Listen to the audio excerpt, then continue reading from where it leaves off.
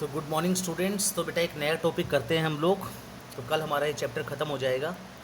तो आपको बेटा पता होना चाहिए कि रेडिएशन क्या होता है। रेडिएशन क्या होता है? जब एनर्जी स्पेस के अंदर एमिट करती है या फिर ट्रांसमिट करती है in the form of wave, that is called radiation. तो रेडिएशन में हमें पता होना चाहिए इलेक्ट्रोमैग्नेटिक रेडिएशन क्या होता है। वो रेडिएशन जिनके साथ इलेक्ट्रिक और मैग्नेटिक फील्ड एसोसिएटेड होती है, उन रेडिएशंस को हम क्या बोलते हैं? Electromagnetic radiation.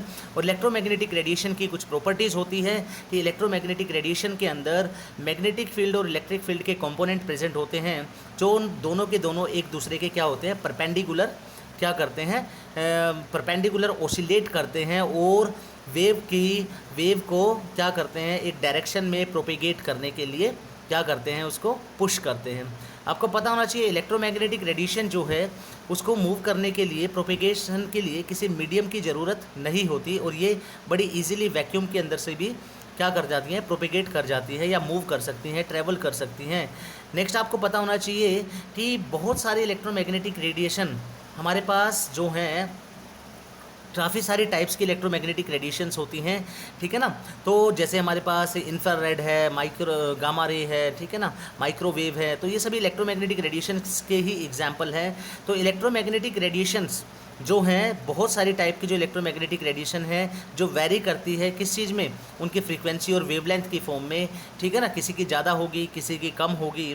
तो इस तरह से बहुत सारी इलेक्ट्रोमैग्नेटिक रेडिएशन जिनकी जो डिफ़र करती हैं वेवलेंथ और फ्रीक्वेंसी की फॉर्म में, वो मिलकर क्या बनाती हैं? एक स्पेक्ट्रम बनाती हैं, जिसको हम क्या बोलते हैं? Electromagnetic spectrum. और इलेक्ट्रोमैग्नेटिक स्पेक्ट्रम क्या होता है कि जब भी अरेंज किया जाता है किसको? इलेक्ट्रोमैग्नेटिक रेडिएशंस को in order of their increasing wavelength. जब भी इलेक्ट्रोमैग्नेटिक रेडिएशन को इंक्रीजिंग वेवलेंथ की फॉर्म में क्या किया जाता है? अरेंज किया जाता है, तो उनको हम क्या बोलते हैं? Electromagnetic spectrum. तो इलेक्ट्रोमैग्नेटिक स्पेक्ट्रम जो है आपको पता भी होना चाहिए कि किस तरह का होता है। ये आपको इस डायग्राम के अंदर यहाँ पे दिखाई दे रहा होगा। दिस इज़ इलेक्ट्रोमैग्नेटिक स्पेक्ट्रम, जिसमें क्या किया गया है? जो इलेक्ट्रोमैग्नेटिक रेडिएशंस हैं उनको स्केल के अकॉर्डिंग क्या किया गया है? अरेंज किया गया है। और यहाँ पे आप क्या देख रहे हो नीचे, इस इलेक्ट्रोमैग्नेटिक स्पेक्ट्रम के अंदर एक रीजन ऐसा आता है जो 400 टू 750 नैनोमीटर पे, जिस स्पेक्ट्रम को हम क्या बोलते हैं? Visible spectrum. क्यों बोलते हैं बेटा इसको विजिबल स्पेक्ट्रम? क्योंकि इस स्पेक्ट्रम को ह्यूमन आई से, यानी हम लोग इजीली देख सकते हैं। जो हमारा विजिबल वर्ल्ड है, जिसमें हम कलर्स को एक दूसरे को देख सकते हैं, वो क्यों देख पा रहे हैं? क्योंकि this is due to this visible spectrum की वजह से, जो लाई करता है 400 टू 750 नैनोमीटर तक। तो कहने का मतलब ये है कि स्पेक्ट्रम को अरेंज करना in the increasing order of wavelength, that is called electromagnetic spectrum, जो आपको पता होना चाहिए। और इलेक्ट्रोमैग्नेटिक स्पेक्ट्रम अगर क्लियर है तो नेक्स्ट हमें मालूम होना चाहिए कि जो वैक्यूम के अंदर इलेक्ट्रोमैग्नेटिक रेडिएशन मूव करती हैं, तो वो किस स्पीड से मूव करती है? वहाँ पे वो स्पीड ऑफ लाइट की जो स्पीड होती है लाइट की, 3 × 10⁸ मीटर पर सेकेंड, उसी स्पीड से इलेक्ट्रोमैग्नेटिक रेडिएशन भी वैक्यूम के अंदर क्या करती हैं? प्रोपेगेट करती हैं। कुछ प्रॉपर्टीज़ होती हैं वेव मोशन की, जिसमें सबसे पहली प्रॉपर्टी है वेवलेंथ। वेवलेंथ आपको पता होना चाहिए कि जो वेव है आपके पास, दो क्रेस्ट के बीच की, क्रेस्ट क्या होता है? जी ऊपर वाला हिस्सा। दो क्रेस्ट के बीच की डिस्टेंस, या फिर दो ट्रफ के बीच की, ट्रफ मतलब नीचे वाली जो है, या दो ट्रफ के बीच की डिस्टेंस को हम क्या बोलते हैं? वेवलेंथ। इसको डिनोट किया जाता है लैम्डा से, और इसकी SI यूनिट होती है मीटर, ठीक है ना।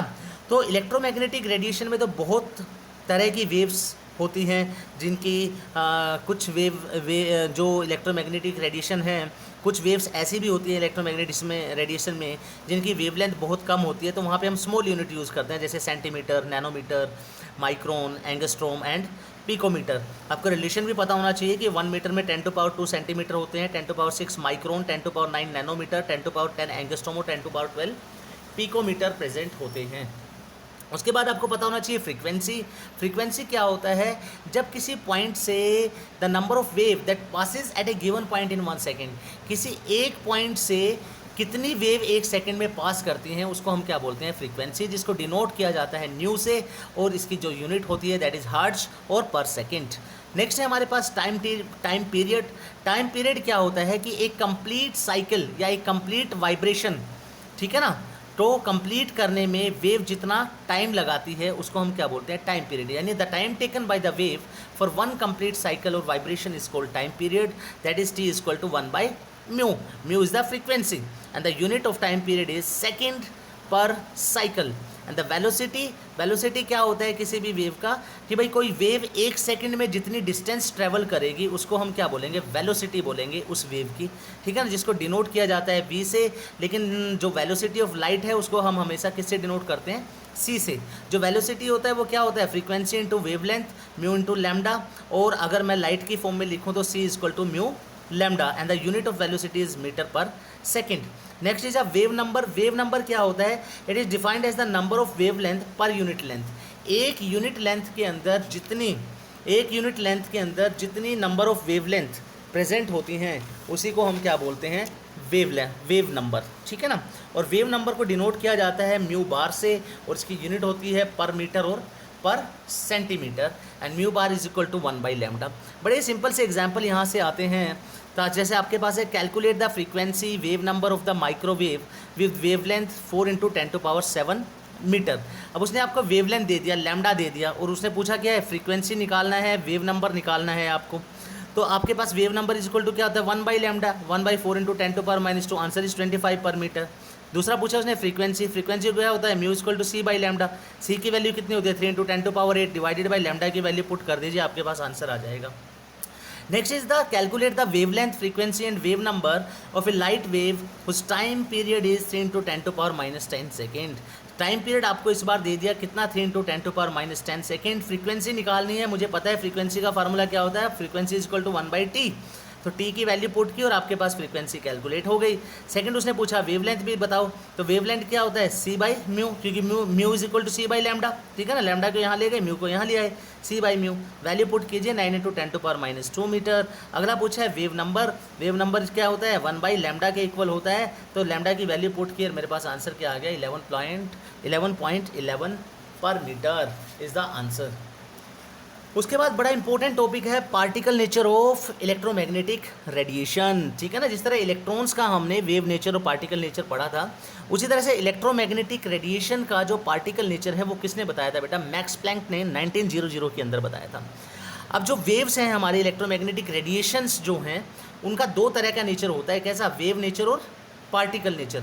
इसी कंसेप्ट को तो बेसिक बनाया था, ठीक है ना, इलेक्ट्रॉन्स को लेकर कि भाई dual nature of de Broglie ने क्या कहा था, इलेक्ट्रॉन का नेचर भी पार्टिकल और कैसा होना चाहिए, वेव नेचर होना चाहिए।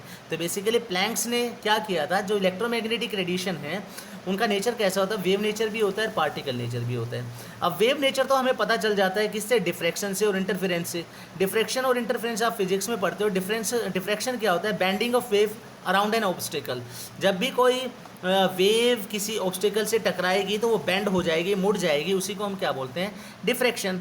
और इंटरफेरेंस क्या होता है, कॉम्बिनेशन होता है दो वेव्स का जिनकी डिफरेंट फ्रीक्वेंसी होती है और दोनों आपस में मिलकर क्या बना देती है, एक नई वेव वहाँ पे जनरेट करती है, जिनका डिस्ट्रीब्यूशन जो है at each point in space में वो किसके इक्वल होता है, एल्जेब्रिक और वेक्टर सम के इक्वल होता है, ठीक है ना। ये आपको पता होना चाहिए। लेकिन अब वेव नेचर का तो मुझे पता चल गया डिफ्रैक्शन और इंटरफेरेंस से, लेकिन हमारे पास कुछ चीज़ें हमें ऐसी पता होनी चाहिए। वेव नेचर जो लाइट का है वो कुछ पॉइंट्स को एक्सप्लेन नहीं कर पाता। कैसे, एक तो हमारे पास ब्लैक बॉडी रेडिएशन के बारे में वो हमें आइडिया नहीं दे पाता, फोटो इलेक्ट्रिक इफेक्ट को अच्छे से एक्सप्लेन नहीं कर पाता, ठीक है ना। Heat capacity of solid as a function of temperature, तो वहाँ पर भी प्रॉब्लम आती है वेव नेचर से। और दूसरा line spectra of hydrogen atom, भाई जो हाइड्रोजन एटम है वो लाइन स्पेक्ट्रा क्यों जनरेट करता है, तो यहाँ पर आके कुछ कमियाँ आ जाती है जो हमें वेव नेचर से एक्सप्लेन नहीं कर सकते। तो इन प्रॉपर्टीज़ को एक्सप्लेन किया जाता है किसकी हेल्प से, पार्टिकल नेचर की हेल्प से, ठीक है ना। तो सबसे पहला है ब्लैक बॉडी रेडिएशन, जो आपको पता होना चाहिए कि ब्लैक बॉडी रेडिएशन होता क्या है। ब्लैक बॉडी रेडिएशन बेटा, ब्लैक बॉडी जो है वो एक आइडियल बॉडी है जो एमिट भी करती है और एब्जॉर्ब भी करती है रेडिएशन ऑफ ऑल फ्रीक्वेंसीज, सभी तरह की रेडिएशंस, ठीक है ना। ऑल फ्रीक्वेंसीज की रेडिएशंस को एमिट भी कर सकता है ब्लैक बॉडी और एब्जॉर्ब भी कर सकता है, उसी को हम क्या बोलते हैं, ब्लैक बॉडी। और जो रेडिएशन एमिट होती है इस बॉडी से उसको हम क्या बोलते हैं, ब्लैक बॉडी रेडिएशन। तो मैक्स प्लैंक ने 1900 के अंदर ब्लैक बॉडी रेडिएशन का कंसेप्ट दिया था। उसने क्या कहा था कि जब भी किसी सॉलिड को गर्म किया जाता है तो वो रेडिएशन क्या करेगा, एमिट करेगा, ठीक है ना, over a wide range of wavelength. For example, एक आयरन रोड आपने ली और उसको फर्नेस के अंदर गर्म करना स्टार्ट किया। आप क्या देखते हो कि आयरन रोड पहले लाल हो जाती है, ठीक है ना। जैसे टेम्परेचर इंक्रीज करोगे अब वो कैसी हो जाएगी, ब्राइट रेड से ऑरेंज कलर दिखाई देने लगेगा, ऑरेंज से येलो, येलो से वाइट, और लास्ट में एट एलिवेटेड टेम्परेचर पे आपको उसका कलर कैसा दिखाई देगा, ब्लू कलर दिखाई देगा। तो ये जो सीक्वेंस दिखाई दे रहा है कलर का, रेड, रेड से ऑरेंज, फिर वाइट, येलो, फिर वाइट, फिर ब्लू, तो हम कहाँ जा रहे हैं, ब्लू। तो आपने अब जब विजिबल स्पेक्ट्रम को देखोगे, विब्योर, ठीक है ना, विजिबल स्पेक्ट्रम में क्या होता है, विब्योर से हम उसको याद करते हैं, V means violet, indigo, blue, green, yellow, orange and red. तो विब्योर के अंदर वॉयलेट टू रेड की तरफ जो है स्पेक्ट्रा कैसा होता है, इंक्रीजिंग वेवलेंथ की फॉर्म में होते हैं, ठीक है। और ऊपर की तरफ क्या होगी एनर्जी, इंक्रीजिंग फ्रीक्वेंसी की फॉर्म में होगी, ठीक है ना। तो आप यहाँ से यहाँ क्या देख रहे हो कि कलर अल्टीमेटली ब्लू की तरफ जा रहा है, यानी ब्लू की तरफ जा रहा है। और स्टार्टिंग में कलर कैसा था, रेड। तो रेड से हम कहाँ जा रहे हैं, ब्लू की तरफ जा रहे हैं। तो ओवरऑल आप क्या देख रहे हो, रेड से ब्लू की तरफ जा रहे हैं, यानी जो वेवलेंथ है वो क्या होती जा रही है, वेवलेंथ जो है वो डिक्रीज़ होती जा रही है जब आयरन रोड को गर्म करते हैं, ठीक है ना। और वेवलेंथ डिक्रीज़ होगी तो एनर्जी क्या होगी, वेवलेंथ जब डिक्रीज़ होगी तो फ्रीक्वेंसी क्या होगी, वहाँ पे ज़्यादा होगी। तो ब्लैक बॉडी रेडिएशन का कंसेप्ट आपको क्लियर होना चाहिए।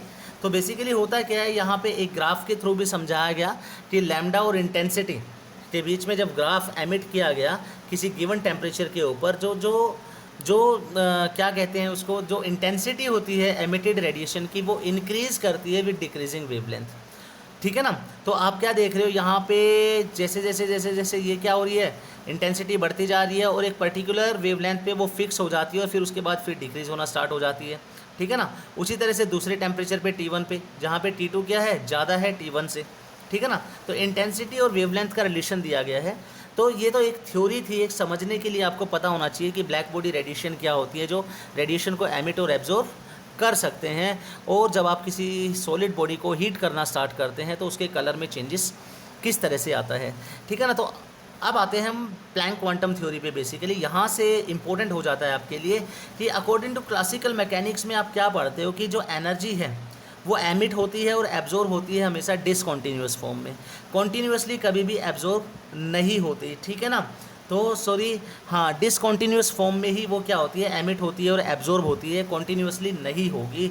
इसी को बेस बनाकर मैक्स प्लैंक ने क्या कहा था कि जो एनर्जी है वो एमिट और एब्जॉर्ब होगी by the black body in the form of discontinuous form, कभी भी कॉन्टीन्यूअस फॉर्म में नहीं होगी। फॉर एग्जांपल, मेरे पास ये कोई बॉडी है, आप देख लीजिए, यहाँ से कॉन्टीन्यूअस एनर्जी आ रही है, ठीक है ना। और ये आपके पास मैंने क्या बनाया, सर्कल से बनाए हुए हैं, यानी डिसकंटिन्यूअस फॉर्म, यानी डिस्क्रीट एनर्जी। तो एनर्जी आपको कभी भी कॉन्टीन्यूअस फॉर्म में नहीं मिलेगी, वो हमेशा कैसे मिलेगी, डिसकंटिन्यूअस और डिस्क्रीट फॉर्म में मिलेगी, ठीक है ना। इसी डिस्क्रीट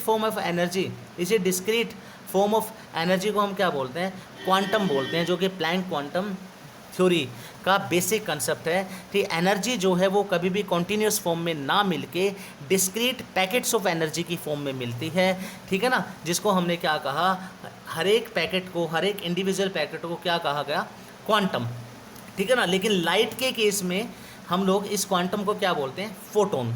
तो ये आपको पता होना चाहिए। और प्लैंक ने ही सबसे पहले बताया था कि जो एनर्जी है वो डायरेक्टली प्रोपोर्शनल है किसी भी रेडिएशन की, किसके, फ्रीक्वेंसी के, यानी फ्रीक्वेंसी जितनी ज़्यादा होगी एनर्जी उतनी ज़्यादा होगी, फ्रीक्वेंसी जितनी कम होगी एनर्जी उतनी ही कम हो जाएगी। जब प्रोपोर्शनैलिटी कांस्टेंट को हम ओपन करेंगे तो मेरे पास क्या बन जाएगा, E=H म्यू, म्यू की वैल्यू क्या होती है, C/λ, Hc/λ, यानी E=Hc/λ जो है वो एनर्जी है वन पैकेट की, ठीक है ना, वन पैकेट की या वन फोटोन की एनर्जी मैं कह सकता हूँ, ठीक है ना। अगर आपसे न्यूमेरिकल में पूछा जाए n नंबर ऑफ फोटोन की वैल्यू कितनी होगी तो कितना होगा, n से मल्टीप्लाई कर दीजिए, E=n.Hc/λ। So this is the energy of n number of packets. और प्लैंक ने हमें ये भी बताया था कि जो एनर्जी डिसकॉन्टीन्यूअस फॉर्म में हमें मिलेगी, ठीक है ना, डिसकॉन्टीन्यूअस फॉर्म में या डिस्क्रीट फॉर्म में जो मिलती है बॉडी को, वो हमेशा कैसी होगी, होल नंबर रेशो में होगी, 1 2 3 4, वो कभी भी फ्रैक्शनल रेशो में प्रेजेंट नहीं होगी।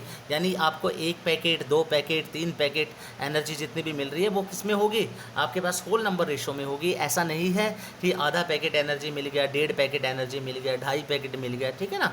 तो ये भी आपको पता होना चाहिए। तो डिस्क्रीट वैल्यूज़ की फॉर्म में, डिस्क्रीट पैकेट्स की फॉर्म में ही एनर्जी क्या होती है, एमिट होती है या फिर एब्जॉर्ब होती है।